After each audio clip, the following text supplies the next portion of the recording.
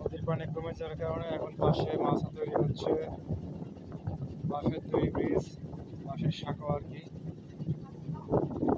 ইনশাল্লাহ আগামীকাল থেকে হয়তো সেটা চালু হবে, কারণ এখন নদীর পানি কমে গেছে। যতদিন নদীর পানি বৃদ্ধি থাকে ততদিন এইভাবে নৌকাতে পারাপার হয়। এখন নদীর পানি কমে আছে দিনের দিন, কারণ সামনে শীতকাল আসছে, শীতের মৌসুমে কমে যায়, যার কারণে এই যে বাঁশের সাঁকো তৈরি হয়ে গেছে দেখতে পাচ্ছেন। মানে সাঁকো আবার ইনশাল্লাহ আগামীকাল থেকে হয়তো চালু হবে। তো আজকে হয়তো দেখা গেল যে নৌকায় এই ঘাটে এবছরের জন্য আজকে এই নৌকার ভ্রমণ শেষ।